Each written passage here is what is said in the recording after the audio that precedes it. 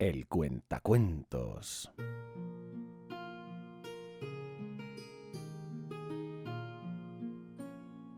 Este es el relato del fin de los tiempos de Warhammer.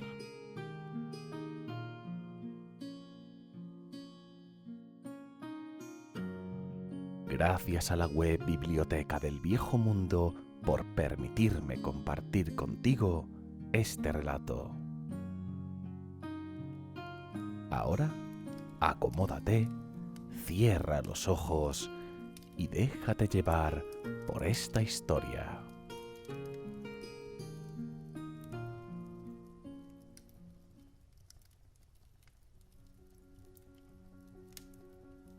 Capítulo 1. La batalla de Marienburgo, parte 2. Aunque el disgusto de Mundvar era por lo general tan deliberado y lento como el veneno, el caos que había envuelto repentinamente su ciudad había despertado una cólera fría. Los astilleros hervían de violencia, mientras las naves norteñas vertían su carga salvaje en las calles. Miles, quizás decenas de miles de marienburgueses habían muerto en la última hora antes de que los ejércitos de la ciudad la abandonaran. La lucha amarga había consumido su reino de extremo a extremo. Tan numerosas eran las tribus que se derramaban en la ciudad que se había perdido en el espacio de unas pocas horas. Con el espectro de la enfermedad frecuentando las calles, era una locura creer que los vivos la protegerían por más tiempo. Un número sin precedentes de buques de guerra habían penetrado las defensas del puerto. Las aguas que besaban el puerto estaban llenas de cadáveres, y el cobrizo olor de la sangre derramada colgaba pesado en el aire. El olor de tanta sangre era electrizante para un vampiro, incluso uno tan autocontrolado como Mundvar. Habían pasado varias décadas desde que se había dado a las alegrías de la violencia desenfrenada. Siglos incluso. El vampiro se encontró alargando sus colmillos en previsión de la venganza roja. Su forma de batalla amenazaba con liberarse atada a su blindaje de placas. Si los vivos no podían contener la marea del caos, entonces los muertos tendrían que mantener la línea en su lugar. Después de todo, la peste era de poco interés para cualquiera en el lado equivocado de la tumba. El vampiro cerró apretadamente sus ojos de escarabajo negro en señal de frustración. No había sido la astucia de un hechicero, ni el celo de un cazador de brujas, el que había forzado la mano de Mundvar, sino los brotos nada sutiles de los desiertos del caos.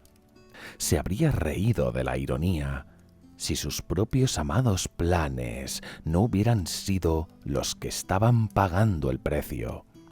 Incluso los elfos de la armada de Aisling no habían podido con tal agresión súbita. Mundvar caminó hasta el techo del ayuntamiento con su consorte Alicia detrás suya. Situado en lo alto por encima de las calles, el antiguo vampiro entonó las palabras de poder que hacía tiempo que había recogido de los más preciosos tomos de Vlad von Carstein. Con la adición de Alicia a la letanía, su efecto sobre los vientos etéreos fue instantáneo. A lo largo y ancho de la ciudad portuaria, los adoquines se sacudieron y agrietaron, puertas de bodegas se abrieron de golpe y pasadizos ocultos se desalojaron el polvo que les ocultaba de la vista. Legiones de muertos se abrieron paso libres de incontables lugares escondidos. Una marea de cadáveres que estallaba hacia afuera de las paredes de yeso huecas que desbordaba los áticos y se arrastraba desde almacenes cuyos inventarios falsificados los habían escondido mejor que cualquier bóveda. La muchedumbre de carne muerta que se sacudió a través de las calles hacia los invasores era un espectáculo repugnante, pero los norteños estaban demasiado preocupados con la caza de los últimos rezagados marienburgueses para ni siquiera verlos. Solo cuando el Zuiderstrasse se llenó de extremo a extremo con cadáveres gimientes, comenzaron los Glotkin a darse cuenta de que el camino estaba lleno de muertos vivientes. Los Glotkin se sorprendieron con el cuadro espantoso que se les acercaba, pero no del todo desagradecidos. Los tonos de podredumbre exhibidos tenían una extraña belleza para los adoradores de Nargel, y los trillizos eran verdaderos conocedores. Unos de los cadáveres andantes se parecían mucho a hombres apelmazados de la cabeza a los pies con polvo de yeso. Algunos estaban desecados y con la piel flácida. Otros en el flanco izquierdo tenían la púrpura de la carne en conserva, y los de la derecha eran poco más que esqueletos sin restos de carne. Todos y cada uno se dirigían en la dirección de los asaltantes norteños. Los caminos a ambos lados del Zuiderstrasse también estaban abarrotados de muertos. Ezrak susurró sus sospechas a su hermano. Un practicante talentoso de las artes oscuras había invertido mucho en la ciudad portuaria de Marienburgo y trataba de defenderla. Sin embargo, con el gran número de guerreros que tenían a su disposición, incluso una ciudad llena de muertos inquietos haría poco para retardar el progreso de la invasión. Saltando más allá de los trillizos llegaron los malditos, una hueste de antiguos guerreros poderosos cuyas mutaciones eran tan graves que tenían más en común con Gurk que con Otto. El señor de la guerra les hizo un gesto desinteresado hacia adelante con su guadaña. Pero la malvada risa de Ezrak dejó claro que la pretensión de su hermano de comandar no estaba engañando a nadie. Los malditos eran esclavos de sus propios instintos destructivos, y hacía tiempo que habían dejado de hacer caso a las palabras de los hombres. La horda mutante cargó hacia la muchedumbre de carne muerta con un rugido aterrador, repartiendo golpes con pinzas con garras y puños con incrustaciones astadas. Siguieron adelante, avanzando un paso tras otro, escarbando entre cadáveres de pie y omitiendo los agarrones de las manos, mientras hombro con hombro irrumpían, haciendo pedazos a través de las filas de los muertos. Avanzaron una y otra vez por la masa de cuerpos pálidos, con extremidades agitándose y arañándolos desde todas las direcciones. Un momento más tarde habían desaparecido por completo, perdidos en un laberinto de carne putrefacta que los vio cubiertos de malolientes fluidos de tumba hasta el último hombre. Aullando desde la siguiente calle llegaron los segadores rojos, cada uno de ellos cubierto casi en su totalidad desde la cabeza a los pies con sangre derramada.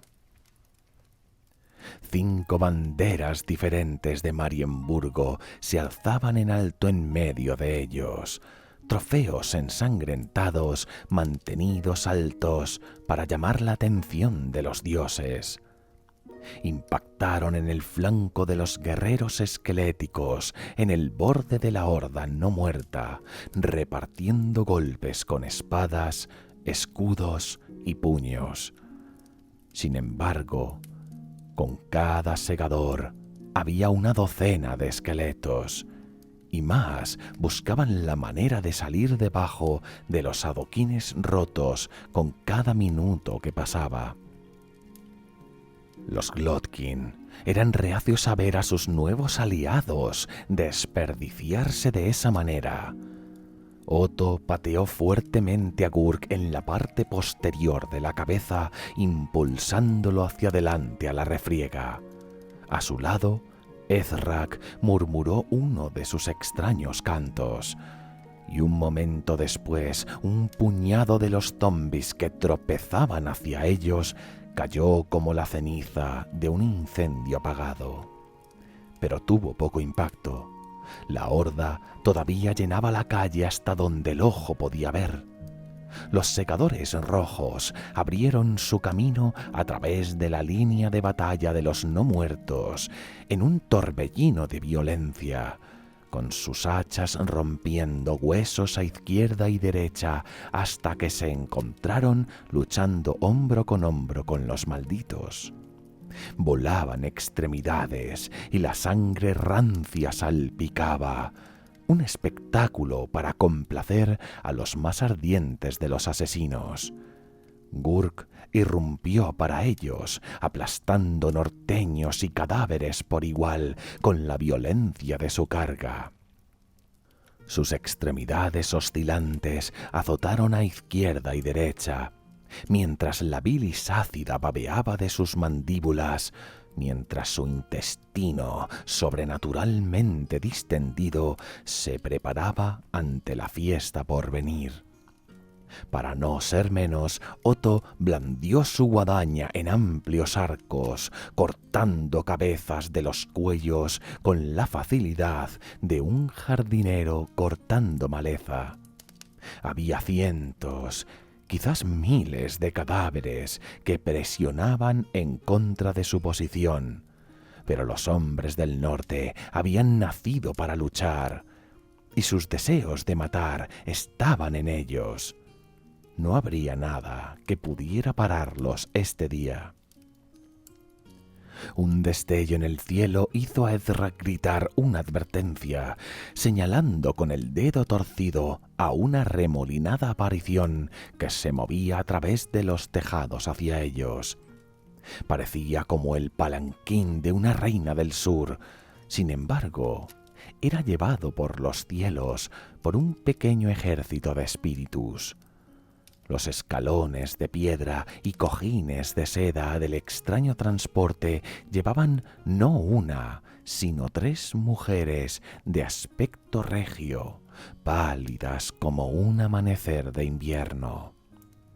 Cada una de las mujeres era una visión de belleza que habría sido casi hipnótica para aquel que no hubiera dejado su humanidad atrás hacía mucho tiempo.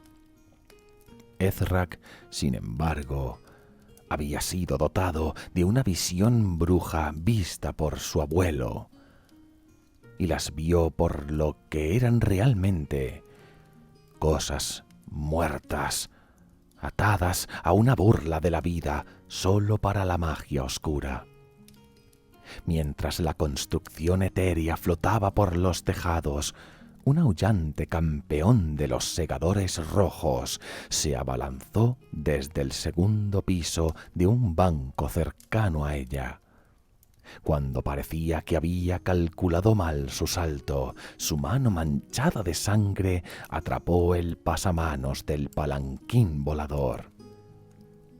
Balanceando locamente el carro, se aupó a sí mismo en la base de sus escalones de piedra. Gritando alabanzas a Corne, levantó su hacha para golpear. La más alta de las 3 mujeres pálidas susurró algo con una voz como la seda, deslizándose húmeda sobre una losa de una tumba, con sus maquillados ojos ardiendo. Un momento más tarde, el campeón de Corne se sentó a los pies de las vampiresas extrañas, tan dócil como un cachorro dándole el pecho. Las dos mujeres menores sacaron pañuelos de encaje y los mantuvieron en sus narices, con sus blancos rostros dulces torciéndose con asco, mientras su reina cortaba la garganta del guerrero y lo empujaba hacia la calle de abajo con una patada de su menudo pie. Sin hacer caso, Gurk se sumergió aún más en la ciénaga pantanosa de extremidades que se agarraban a él. Otto felizmente cortaba en trozos los cadáveres que subían por la corpulenta descomposición de su hermano. A su lado, Ezrak despedía rayos de energía entrópica hacia donde los muertos se apelotonaban pesadamente, lo que reducía a los resucitados a piscinas de pegajoso lodo negro.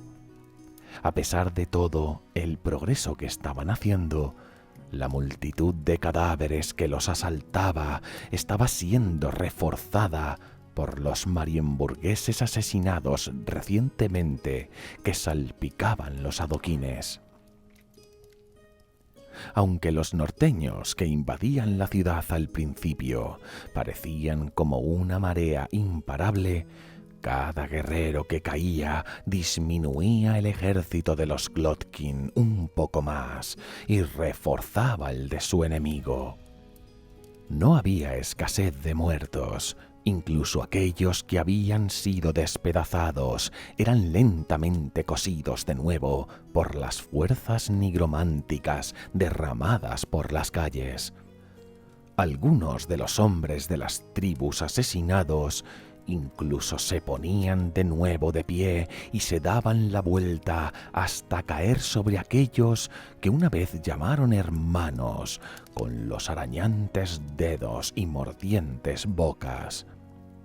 Era una ecuación de vida y muerte que los trillizos no podían permitir que continuara.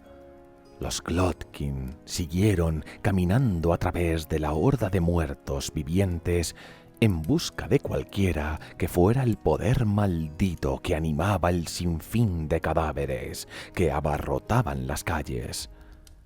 De vuelta en el muelle, a la sombra de las naves de la plaga, los espectros condenadores de Mundbar habían unido a su servicio hacía mucho tiempo y cortaban con sus guadañas a través de la piel de los desguados que el avance norteño había dejado detrás. Los tambaleantes engendros arremetían a izquierda y derecha, desesperados por poner fin al castigo cruel que los espectros estaban repartiendo sobre ellos.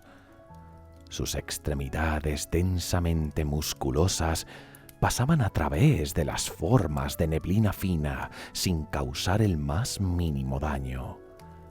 Gemidos lastimeros se levantaron de las semillas de Gurk mientras eran separados uno a uno, con su sangre sucia derramándose sobre el muelle del mar. Desde las cubiertas de cada barco, más partidas de guerra de guerreros de Norsca treparon por encima de las bordas para unirse a la lucha.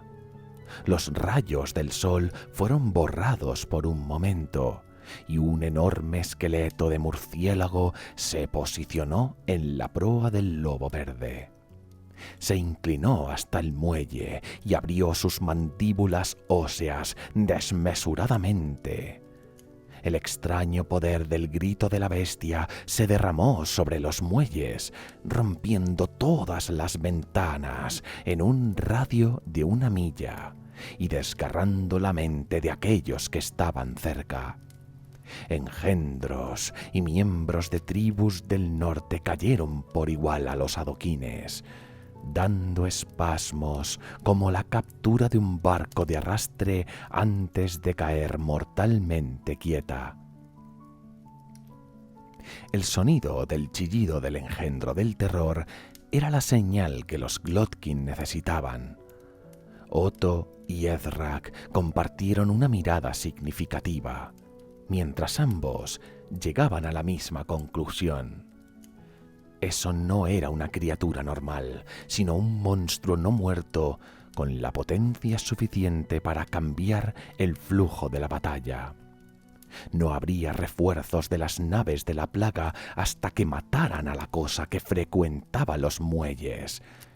Y si los Glotkin eran separados de sus compañeros, la vanguardia de la invasión perdería el impulso rápido. Ninguno de los hermanos, ni siquiera Gurk, quería aplastar su mejor esperanza de victoria con una muerte temprana. Sin embargo, el chillido ensordecedor significaba una oportunidad para una victoria rápida. Cuando una poderosa bestia esclava atacaba, su creador no debería estar muy lejos. Y los Glotkin eran muy conscientes de que los no muertos que atacaban estaban siendo guiados por un maestro invisible. Era una lógica con la que todos los señores de la Guerra del Norte ya estaban familiarizados. Corta la cabeza de una fuerza enemiga y el resto morirá. A una sugerencia susurrada de Ezrak, Gurk se abrió camino saliendo de una multitud gimiente, atravesando muertos y pisoteando a través de las calles llenas de esparcidos cadáveres hacia los terrenos baldíos que llevaban a los muelles. Detrás de ellos llegaban una docena de tribus todavía hambrientas de batalla. A medida que los Glotkin se acercaban, se encontraron con una amplia pared de carne no muerta y huesos enmohecidos. Por encima de ellos volaban nubes de murciélagos negros ocultando el sol, con la forma del esqueleto gigante del terror abisal entre ellos. En el flanco estaban las formas brillantes de espíritus truncados de su descanso, y allí, en el centro de la línea de batalla, estaba la forma de armadura carmesí de un vampiro. Las tribus norteñas no necesitaban ningún incentivo más allá de la vista del enemigo. Cargaron hacia adelante, alzando sus voces para la gloria del Señor de la decadencia. Casi inmediatamente se encontraron con una tormenta de murciélagos que los azotaba y les hacía sangrar, pero no pudieron detener su carga. Huesudos dedos se abrieron camino de la apelmazada tierra del yermo, delincuentes enterrados despertando de su sueño mortal para servir a Mundvarg una vez más en la no muerte. Los norteños pisotearon, aplastaron y cortaron. Su ferocidad contuvo el agotamiento durante un tiempo, pero poco a poco y fatalmente estaban empezando a caer. En la refriega irrumpieron los Glotkin, con la fuerza de la veloz carga de Gurk aplastando los esqueletos convocados hasta esparcir los huesos. El vampiro envió a sus capturados espectros tumularios en formación de arco desde el flanco para interceptarlos, pero Ezrak había visto venir esa eventualidad y pronunció un hechizo de desatar la vida que corrompió la maldición de la tumba. Dentro de sus desiguales capas, los cuerpos de los espectros aullantes se convirtieron más corpóreos hasta que las vestiduras de la tumba cayeron, dejando solo los frágiles cuerpos de los magos parpadeando en su lugar.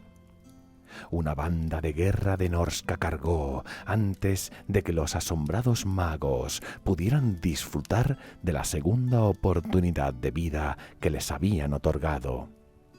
Fueron cortados en meros trozos de carne. De repente Mundvar estaba allí, cortando y acuchillando el intestino de Gurk. Otto golpeó bajo con su guadaña, pero el vampiro era rápido como una serpiente y lo conducía a una rabia fría. Su espada se clavó profunda, demasiado profunda, ya que la bilis que se derramaba de las tripas de Gurk cegó a Mundvar por un crítico momento. Otto golpeó con la punta de su guadaña a través del cuello del vampiro, sosteniéndolo el tiempo suficiente para que Gurk lo recogiera con su gran tentáculo. Con un rugido, el Goliat mutante lanzó al vampiro lejos de la costa. Privado de su orientación, el ejército de los muertos se derrumbó en los adoquines. Justo cuando los Glotkin reunían a sus hombres una vez más, valientes clarines sonaron al borde de la ciudad. Refuerzos del Imperio que venían a luchar. Otto levantó su guadaña, con su hermano atendiendo las heridas de Gurk mientras se preparaban para otra dura batalla. Lucharían a través de una docena de ejércitos, si así tenía que ser. La leyenda de los Glotkin estaba comenzando. Aldred von Carroburgo cabalgaba a la cabeza de los irregulares de Reikland a las afueras de Marienburgo. El espigado humo del fuego era llevado sobre el aullante viento desde la costa. Fuego y algo peor. A pesar de que hizo una gran simulación de rabia ante el ignominioso destino al que había sido empujado, la ira de von Carroburgo era poco más que un escudo contra el temor de que el mariscal de la Reichsguard lo había enviado a su muerte. En total, su ejército contaba poco más de 200 hombres, y aunque resplandecía con los colores de Aldorf y Reikland, era una fuerza lastimosa al lado de una invasión enemiga que había saqueado una de las ciudades más ricas del viejo mundo en un solo día. Alrededor del fruncido general marchaban los guerreros de rostro sombrío de los irregulares de Reikland, manteniendo el ritmo del compás del tamborilero. Se acercaron al yermo pantanoso que rodeaba la ciudad portuaria, atentos a cualquier signo del enemigo. Tal como el mensaje había dicho, la ciudad portuaria había sido invadida por un ejército de un tamaño desalentador. El olor de la sangre todavía estaba fresco en el aire, aunque la ciudad en ruinas parecía que había caído hacía años. Aves carroñeras daban vueltas en el aire, evitando las columnas de humo que llegaban hacia el oscuro cielo.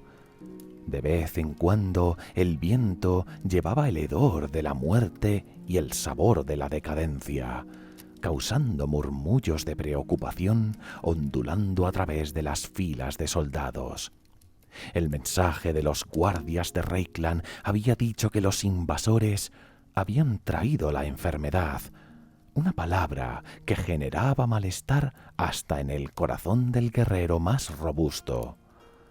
Cada uno de los irregulares de Reikland había empapado un pañuelo en vinagre listo para atarlo en su rostro ante el menor indicio de peste. Estos soldados pasaron ante una señal de devastación tras otra, mientras se abrían camino a lo largo de las afueras de la ciudad. Allí estaba el gran templo de Manán, con sus vidrieras destrozadas y su famosa cúpula escalonada totalmente aplastada.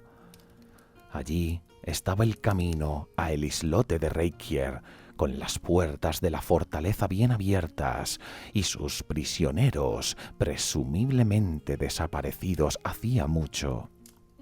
Las estatuas y gárgolas yacían destrozadas en las calles, con sus cuerpos demasiado estropeados para reconocerlos esparcidos por el medio. Parches venenosos de musgo negro se extendían sobre los adoquines y se arrastraban hacia arriba por las paredes de piedra, con su textura esponjosa y desagradable bajo los pies. La ciudad parecía haber sido afectada por un centenar de años de entropía en el espacio de un solo día. El ejército de socorro marchó hacia adelante alrededor de la frontera de la ciudad, en busca de una sección de la ciudad por la que valiera la pena luchar. Ladrando una orden, von Carroburgo detuvo a sus hombres y escuchó con fuerza. Allí estaba un cántico bajo que venía de los muelles hacia el oeste a la orden del capitán. El tamborilero de los alas doradas dio el ritmo para formar. Los irregulares se desplegaron en un frente amplio que cruzaba el yermo con las espadas desenvainadas y los ojos bien abiertos. La horda de rugientes norteños se derramó alrededor de los edificios destartalados al final de la Zuiderstrasse. Al ver a las tropas de Altdorf, se extendieron en una floja línea de batalla, golpeando con sus hachas y mazas sobre sus escudos. Andando pesadamente, venía detrás un montículo viviente de carne podrida, con 2 norteños horribles agarrados a los cuernos que se elevaban de sus hombros mientras crujía hacia ellos. Von Carroburgo gritó la orden de aguantar, con el cansancio que arrastraban sus miembros convirtiéndose en un recuerdo lejano. Sus hombres rugieron en respuesta, bloqueando sus alabardas y lanzas contra los lacados escudos heráldicos, antes de avanzar hacia adelante como una pared estrecha de metal. Golpearon a la horda de norteños que cargaba en perfecta unión, ensartando y decapitando cuerpos sin armadura, incluso cuando las hachas de los norteños se estrellaban a través de clavículas y escudos alzados por igual. Un hinchado campeón vestido de la cabeza a los pies de metal oxidado se abrió paso a través del apiñamiento, gorgoteando un reto ininteligible. El espadón herencia de von Carroburgo brillaba con luz de plata mientras él giraba y se lanzaba hacia adelante en una perfectamente ejecutada estocada de Svarthelm. El golpe atravesó la placa frontal del campeón, pero el norteño seguía avanzando con su cuerpo musculoso inclinándose sobre el ayudante de von Carroburgo, Gensa, y llevándose una profunda herida en su casco con cuernos. En el extremo derecho de la batalla, los jóvenes nobles que cubrían el flanco de von Carroburgo abrieron fuego con sus pistolas martilleando disparos de plata contra los agitados mutantes que se tambaleaban hacia ellos. Se hicieron valer, volando brazos extendidos y gimientes cabezas de los horrores abandonados por los dioses que los perseguían antes de girar sus caballos y huir hacia la cobertura. Desafortunadamente para ellos, sus ágiles tácticas de evasión llamaron la atención del ojo del norteño con túnica en lo alto del mutante gigante. La figura encorvada murmuró algo ininteligible Y un momento después los pistoleros encontraron que sus caballos se enfermaban, se volvían frágiles, para por último colapsarse en un montón de huesos rotos aún vivos. Los norteños mutantes estaban sobre ellos un momento después, rasgando con garras y mordiendo con la boca las gargantas de los caídos, tanto caballos destartalados como hombres totalmente sorprendidos. Mientras la caballería que protegía sus flancos trataba en vano de permanecer al alcance de las armas, la infantería en el centro de la línea de los irregulares luchó para mantenerse contra la enorme horda que chocaba contra ellos. La supervivencia era la única cosa en las mentes de los irregulares. La supervivencia y el mantenimiento obstinado de la posición. Su única esperanza era mantenerse firmes para capear el temporal y esperar que los invasores se aplastaran contra ellos como olas contra un acantilado. Con cada uno de sus regimientos luchando en armonía y los grandes espaderos de Carroburgo asegurando su línea con sus rivales, los espadas pálidas, todavía tenían la esperanza de que el ataque tambaleante de los norteños pudiera ser mitigado e incluso tal vez roto. Hacia el flanco derecho, los alas doradas habían llevado al corazón la determinación y la habilidad con que los grandes espaderos estaban matando a sus enemigos, y la luz de Sigmar ardía en el ojo de cada hombre.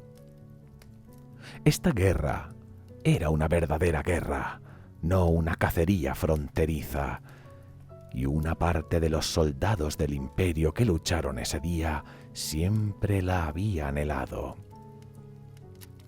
A la orden gritada de su capitán, el muro de soldados uniformados que formaban el centro de su línea de batalla se preparó y empujó hacia adelante, llevando sus músculos al límite mientras luchaban contra los aullantes invasores de Norska que buscaban romper sus filas.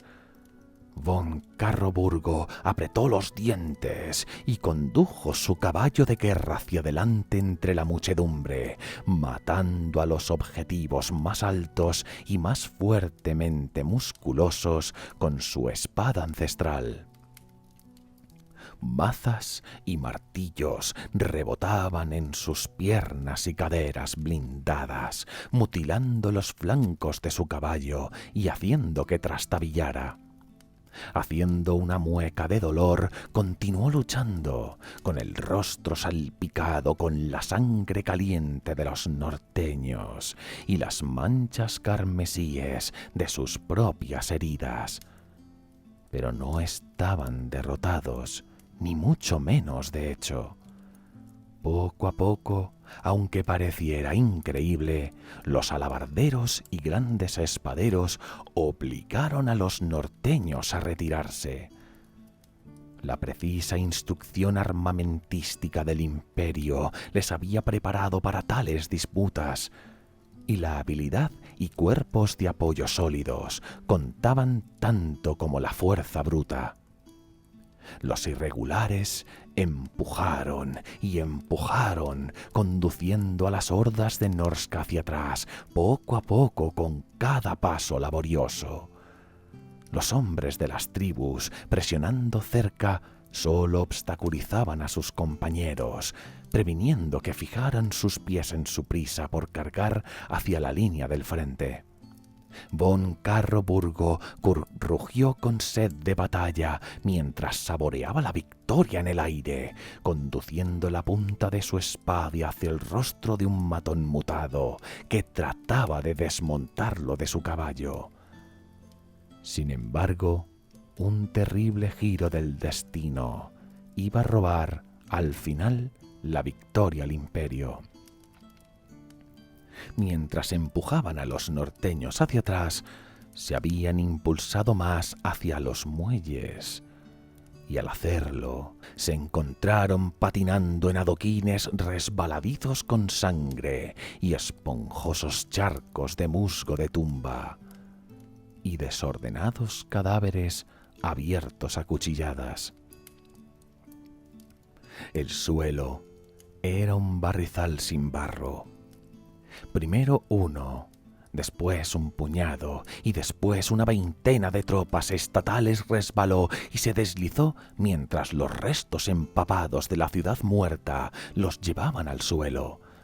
Era la apertura que los norteños necesitaban.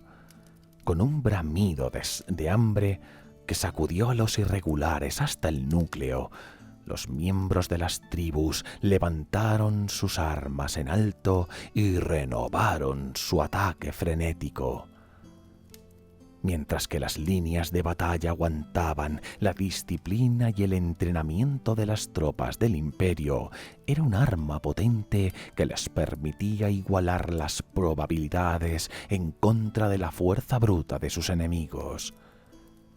En el caos de un turbio combate cuerpo a cuerpo, era poco más que inútil. El salvajismo, la individualidad y la sed de sangre de las tribus de Norsca aumentaba mientras la batalla en las afueras de la ciudad se convertía en una masacre. Intestinos desparramados y extremidades sin cuerpo enredaron las piernas de los que seguían de pie evitando su escapada. Golpeando contra la turbia reyerta llegó la masa parecida a un canto rodado del mutante gigante, con su brazo tentaculado azotando adelante y atrás, pulverizando norteños y aldolfers por igual. El señor de la guerra del casco sin adornos que lo montaba reía mientras cortaba cabezas de los cuellos con la hoja de su guadaña, rociando de vez en cuando gotas de fluido intestinal en las filas enemigas de los bucles de intestinos que colgaban de sus entrañas. Ese era el tipo de guerra que los salvajes de Norsca amaban sobre todo lo demás, sucio, anárquico y vil. Aunque los fronterizos pelearon una valiente retirada mientras sus compañeros eran tragados por la marea de Norsca, fueron los únicos irregulares que sobrevivieron a la batalla ese día en los yermos de Marienburgo. El resto del ejército fue cortado en pedazos. Los grandes espaderos de Carroburgo fueron los últimos en morir, luchando hasta el último contra las olas de hachas tajantes y punzantes espadas oxidadas. La ciudad portuaria había caído, y el imperio tenía su primera experiencia con la entropía y la aflicción, que la iba a consumir en los próximos meses. Relato tras la batalla de Marienburgo.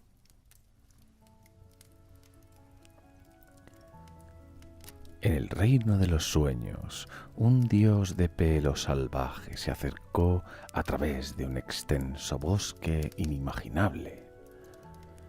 Era tan alto que su corona de cuernos llegaba hasta las nubes, tan poderoso que el conjunto de antiguos robles por debajo de sus rodillas se separaron como las aguas de un mar verde.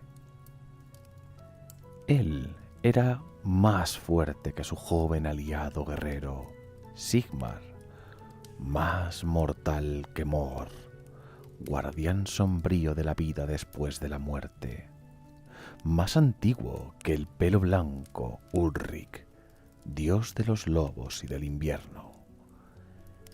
Este dios era Tal, señor de la naturaleza, y estaba de caza. Sobre el horizonte había una tormenta que estaba infectando el color ámbar de la puesta de sol de primavera con la palidez enfermiza de las tripas de un sapo. Donde quiera que azotaba el bosque, los árboles se enfermaban y se retorcían en extraños, ondulantes apéndices. Tal se preocupaba poco por el destino de los hombres, pero nada hacía crecer más su furia que la corrupción de su paraíso rústico. El dios de la naturaleza echó a correr, formando lagos con sus huellas. Cuando se acercaba la tormenta en el horizonte, Tal divisó una figura obscenamente obesa en el corazón de la tormenta. «¡Vete de mis cielos!», rugió el dios de la naturaleza, con rayos crepitando en torno a su yelmo astado de ciervo. «Yo te destierro, impostor de mi reino». «El verdadero impostor eres tú», llegó la distante respuesta, un susurro como el zumbido de 1.000 millones de moscas. Tal sintió comezón en la piel y miró hacia abajo con los ojos muy abiertos. Manchas decoloradas se extendían a través de su piel. Musgo negro brotaba esporádicamente en sus miembros. «¡No! ¡Acaba con esto de una vez!», gritó Tal, arañando surcos en su carne en un intento de librarse de la enfermedad. La única respuesta fue una vil, resonante risa, sonando a través de todo el mundo como el trueno en las tormentas que se avecinan.